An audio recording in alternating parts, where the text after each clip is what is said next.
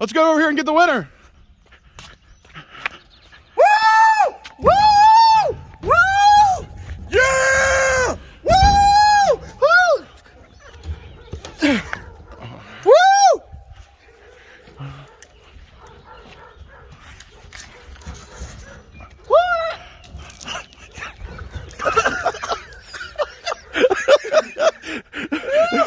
Yeah! The champ! Just douse it, douse it, douse it.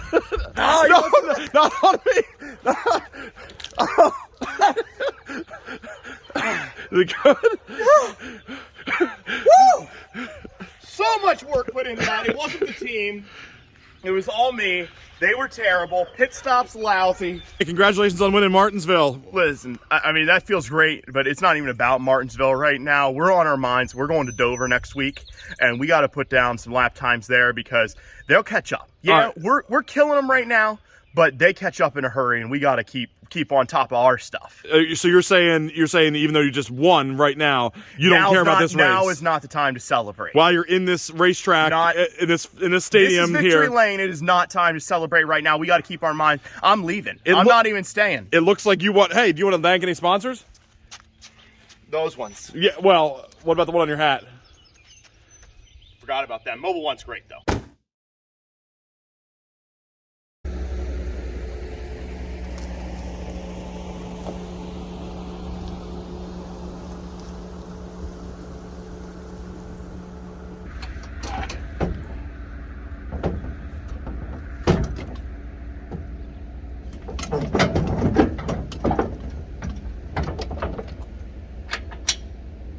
Welcome back to the channel. My name's Spencer, and this is Top Line Racer. I got a race car stuck on its roof. If you are new to the channel or just haven't seen the previous upload where we got a fake, yeah, it's fake, NASCAR stock car off the roof of a Quaker Steak and Lube. If you don't know what a Quaker Steak and Lube is, it's just a automotive themed restaurant. One went out of business near us, and this popped up for free. And we couldn't resist. And if you didn't watch the first video where we got this thing down from the roof, yeah, you need to go check that out. I'm gonna link it. It's up here, okay? Go watch that before you watch this one. Honestly, probably doesn't matter. You can watch this one and watch that one after. That was one of the craziest videos I've ever made. One of the more dangerous things we've attempted on the channel, and kind of a fun video, so I think you should probably go check that one out. It's been about a week now, and the car hasn't moved from where we originally parked it here. Upside down. We had, like I said, a little bit of craziness getting it off, and it turned out that this was the easiest way to put it on the car, or on the trailer, upside down. I don't think we damaged it too bad doing that. These bars were part of the original framework that the car was mounted on. You can see there's like this bar here that runs up through, and these angled pieces here are all added on to the car, and these cross braces here. And we need to get this stuff off of here because this weighs, I don't know how much, but it's a lot more than the rest of the car weighs. And they're actually pretty nice pieces of steel, but it's 1/4 inch square steel, and it's serious. So we want to get that stuff off of here and get the trailer freed up. And then the other thing is we're going to see about what the condition and everything of the body is. We have not seen this car right side up yet. It was up so high that we really couldn't check it out before, but it seems to be in decent shape, everything that way. It is a Dodge Intrepid. See if the tires hold air, all that fun stuff. But basically we just want to get this trailer ready to use again. We'll cut all this stuff off, flip the car over. I'm not sure exactly how we're doing that yet. Then I'm actually going to trailer it back over to here.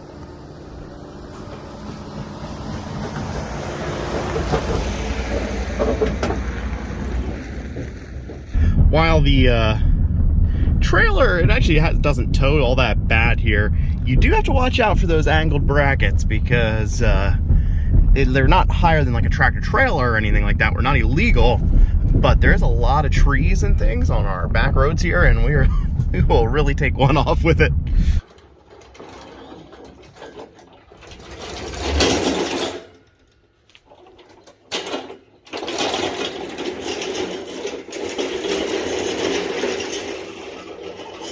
So there's a couple ways to tackle this.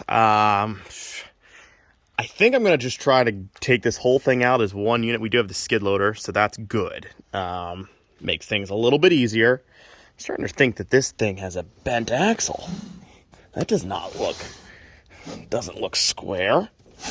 Yeah, it's rubbing. This thing's not going to make very good lap times. We got a little bit of weld right there. The bigger welds, which are more annoying, are on the front section. And then I think we only have one. I think it's just this on the rear. Yeah, there's nowhere else that it's touching. Okay. So, yeah. I'm at least going to take these guys off. If we decide to, you know, break it down into a few more pieces, at least we got these ones loose because they got to come out anyways. I'm not 100% sure if I actually have to take the wheels off to get to the welds that I want to, but I do think it'll be a little bit easier. Also, it'll help me fulfill my dream of joining a NASCAR team. So, probably going to speed this up so it looks more impressive. That was real time, guys, just so you know. I didn't speed that up. That's how fast I am at taking lug nuts off. I'm taking wheels off. Seem to be a little bit tougher here. I'm not sure these hubs are built to spec.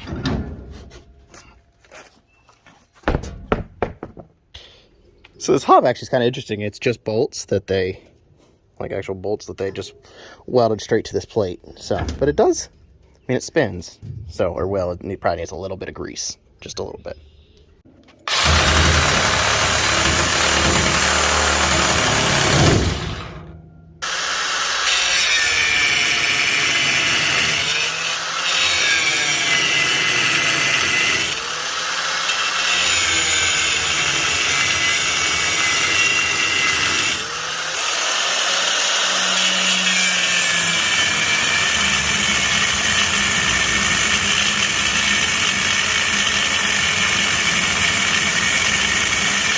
So what I'm learning as I keep doing this whole YouTube thing is that I need to have the camera just running all the time.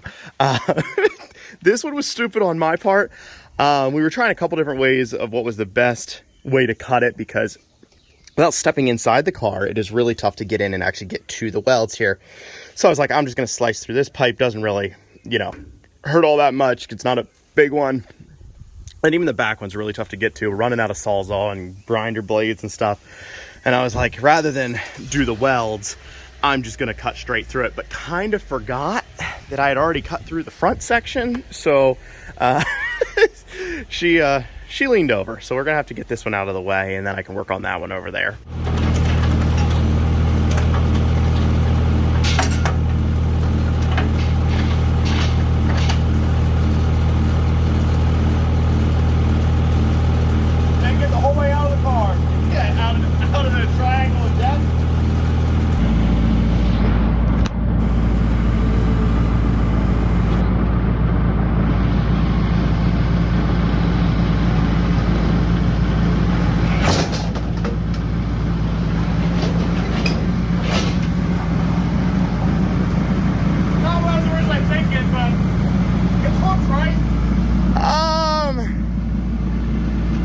Yeah, I think so.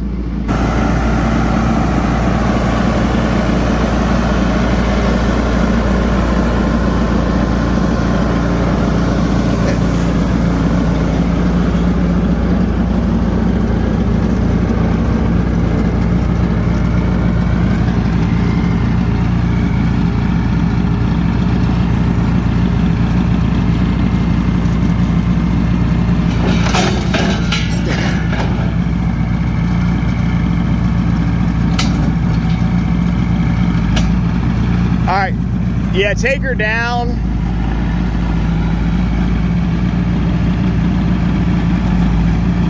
Loosen it up for a second.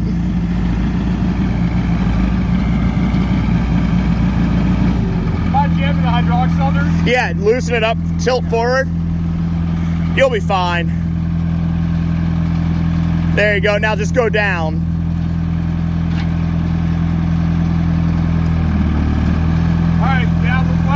Unhook this chain on this side. Yeah, this one's already unhooked. And get out of the way.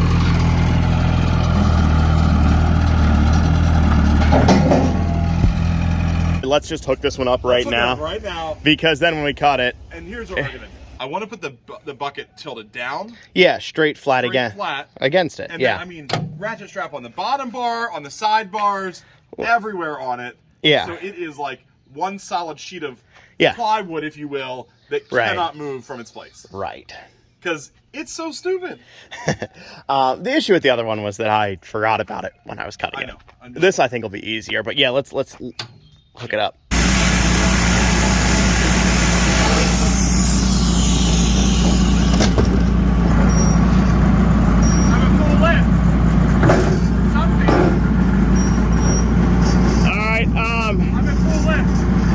We're gonna have to just tilt it then. So tilt your front out.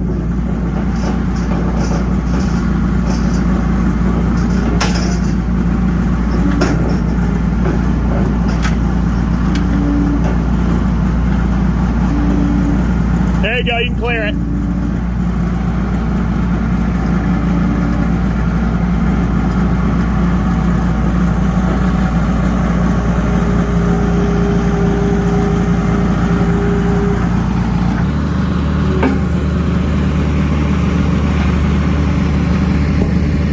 So cutting all that stuff off was not great. It was way more attached than it ever needed to be. And way stronger than it ever needed to be. But and now I think it's time to just throw the wheels back on. I'm not exactly sure what the plan yet is to flip it completely over. I'm working on that as we do it here, to try to not destroy the body as much as possible.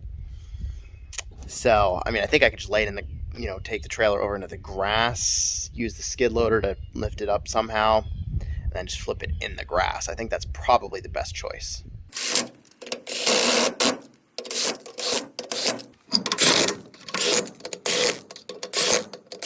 So we got a plan here, all right? Lance is here. He's helping out now.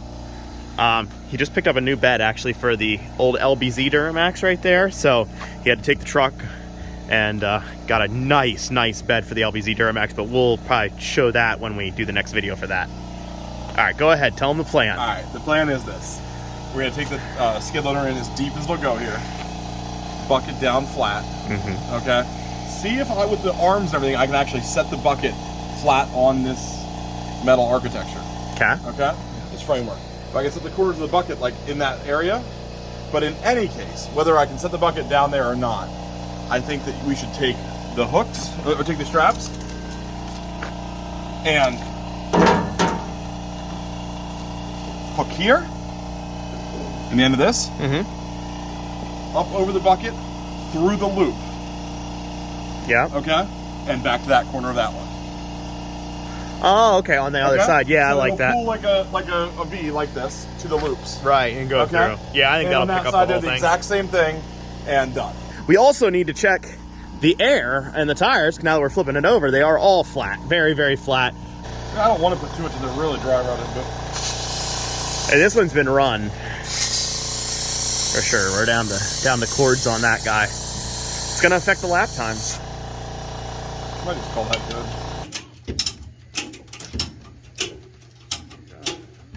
I can pull the car up to it. I know.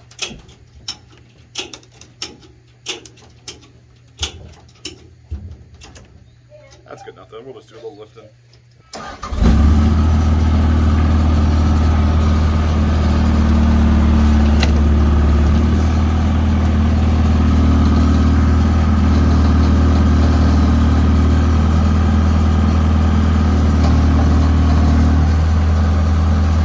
One of these straps breaks, that would be real disheartening. We definitely did mess up the roof, but we'll expect the damage later.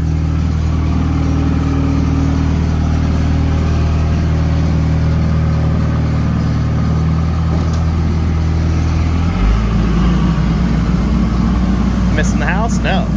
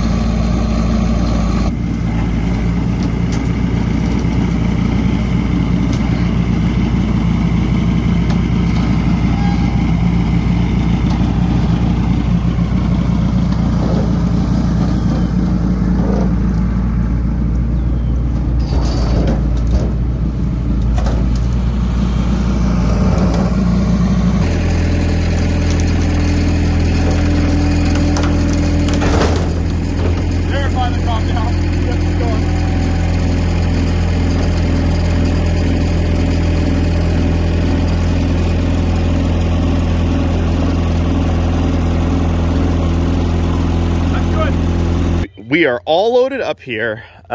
Did take the bed off the truck there, but I think it's time to get on the road, take it over to my house, because that's where this car is going to live, at least for the time being. I do think it'd be fun on my way. It's right in between us here. I can swing by the weigh station. I'm curious what this weighs. Our Genie lift that we originally used when we removed this was good for like 650 pounds, I think. We were definitely way over that. Now we've removed the metal from this. But yeah, I'm curious what this car actually weighs. So we'll check that out. Hopefully they're not too busy here, because I don't want to interrupt them if they are. All right, I think we're all on there, but I can't see the number, so I'm gonna walk out quick. So we were at 85.60 right now. 85.60. Yeah, I think that's good. Alright, So then we're just on the ground. so now we need some. So we just need to pull the trailer or what? Okay, hold up a sec. All right, go ahead again. Yep, keep going.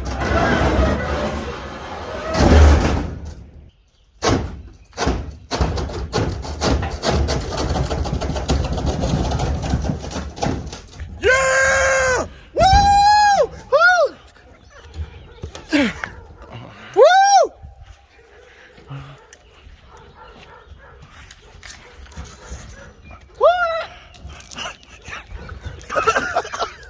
Winning does feel great, but the car took some scars on our way to the championship. So we're gonna walk around, see what type of damage we got and what we gotta do here to get this thing back ready for the next race. So like I said, we took on some damage. General paint wear is not great. We're gonna have to do some paint work here. I would like to change this into a Chevy. I mean, we will one way or the other. I'm confused by the center grille, because that looks like a Ford Taurus grille to me, and then the rest looks like a Dodge.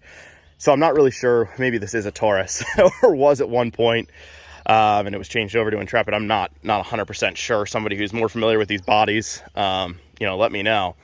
But the hood will open, like it actually is hinged, but it has these supports are all they're actually bolted in on the underside, so it won't open right now.